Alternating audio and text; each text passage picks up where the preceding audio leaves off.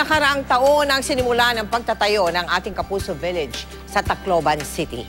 Noon tila napakatayog po ng aming pangarap na makapagtayo ng 400 bahay para sa mga biktima ng Bagyong Yolanda.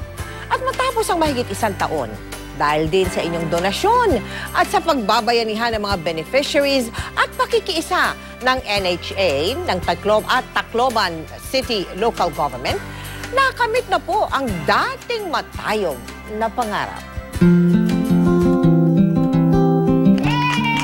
Walang pagsidla ng saya ang pamilya ni Ofelia. Espesyal na araw ito dahil lipat bahay na sila sa kanilang bagong unit dito sa ating Kapuso Village, Tacloban City. Uy, salamat. Sabi ko, ay thank you Lord. Nadala kami sa pabahay ng GMA. Maluwalo ako. So, tuloy yung luha ko pagkita ko nung nandun pangalan namin mag-asawa. Maganda, matibay, at ready for occupancy. Tuloy po kayo sa ating Kapuso Village.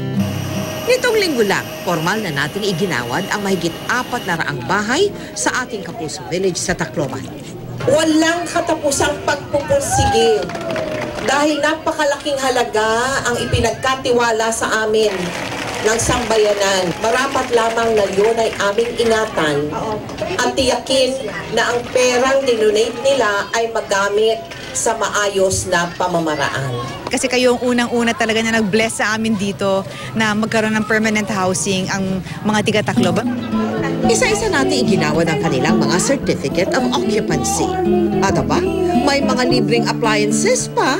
Kung kami lang, sir, hindi kayo kahit ano haligi siguro, hindi kayo makakaganon ng bahay.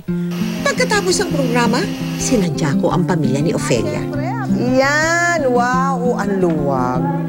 Ang ganda. May mga... Uy, nagdala mo na yung gamit mo. Naisip mo na ba kung paano ang Ang ayos? ating Kapuso Village, patunay na pagkatapos ng maladilubyong Super Bagyong Yolanda, dahil sa ating bayanihan, may bagong simula at may bagong pag-asa. Sa lahat ng donor, kung hindi sa kanila, hindi kayo magkakaroon ng ganyang bahay. Tapos puso kayo nagpapasalamat. Yung bagong bahay namin, bagong buhay din. Maraming salamat po sa tulong ng Philippine Airlines.